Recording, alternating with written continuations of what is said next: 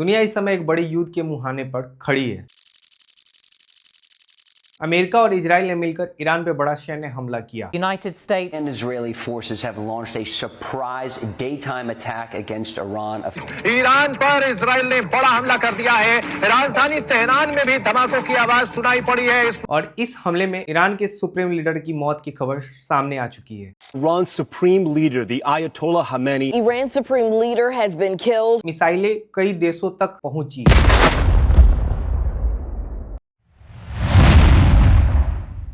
संयुक्त राष्ट्र में इमरजेंसी बैठक हुई। तेल बाजार पूरे तरीके से हिल चुका है और इसका असर बेहद गंभीर हो सकता है।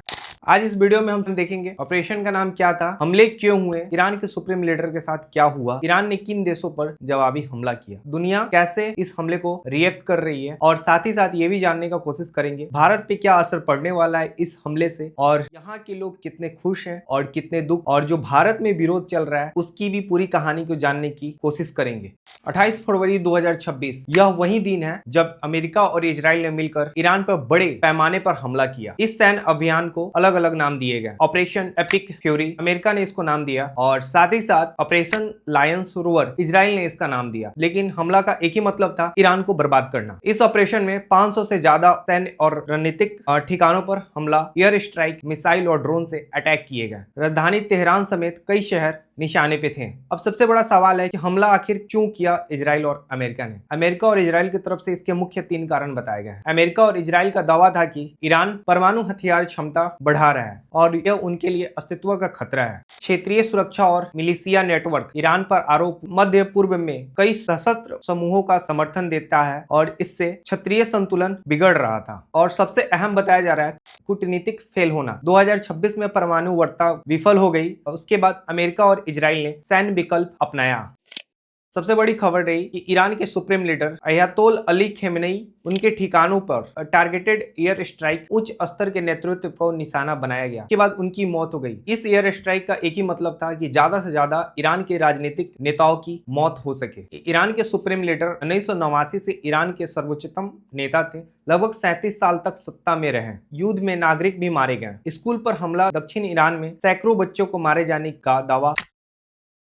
हमले के बाद ईरान ने तुरंत जवाब दिया मिसाइल और ड्रोन हमले से। रिपोर्ट ये बता रहे हैं इजराइल, खाड़ी देश, अमेरिकी सैन्य ठिकानों जो मिडिल ईस्ट में थे उन पे ड्रोन अटैक किया। यह संघर्ष अब क्षेत्रीय युद्ध में बदलने की आशंका पैदा कर रहा है।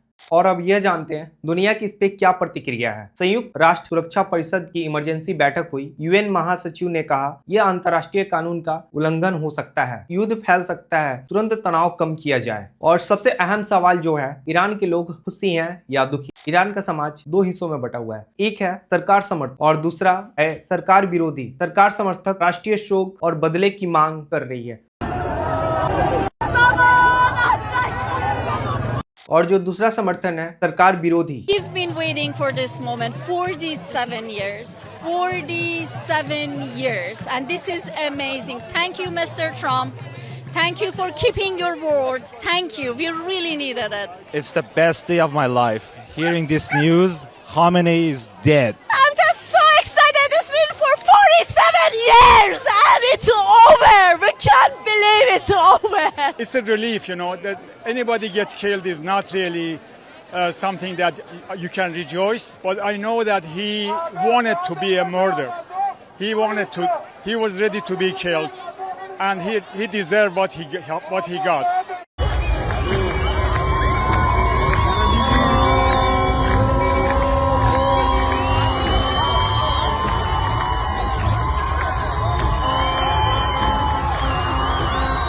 कुछ लोग इसे सत्ता परिवर्तन का मौका मानते हैं। आर्थिक संकट से परेशान युवा यानी देश में एकजुटता नहीं है। और सबसे अहम सवाल अब ये आता है इस पे हमारे भारत पे क्या असर पड़ने वाला है। भारत के लिए सबसे बड़ा मुद्दा चाबाहार पोर्ट। भारत इस बंदरगाह में निवेश कर रहा है अफगानिस्तान और मध्य एशिया व्यापार के लिए। स्वाभाविक असर, प्रोजेक्ट रुक सकता है, व्यापार मार्ग अस्थिर, तेल की कीमतें बढ़ सकती हैं। अगर नई सरकार पश्चिम समझौते करे भविष्य में फायदा भी हो सकता है।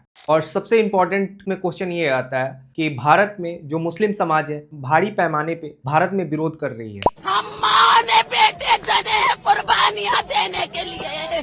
उन्होंने धोखे से मारा मेरे खामिनेई को। खामिनेई मेरा शेर था, शेर। आपने जैसे देखा होगा भारत के बहुत सारे राज्यों में खुलेआम कुछ जगहों पे विरोध और भावनात्मक प्रतिक्रिया देखी गई। जैसे हम सब ईरान जाएंगे नेतन्याहू ट्रम्प को मारने के लिए। मैं खुली चुनौती देती हूँ, मैं जाऊंगी ट्रम्प को मारने के लिए। अमेरिका, इजराइल, मुर्दाबाद मुर्दाबाद ही रहेगा और था और हमेशा रहेगा। श्रीनगर का लाल चौक, उसी तरह यूपी में बहुत सारे जगहों पे काफी अधिक मात्रा में इसका प्रोटेस्ट निकाला गया। रोडों पे लोगों द्वारा प्रदर्शन किया गया, कई जगह चक्का जाम तक कर दिया गया।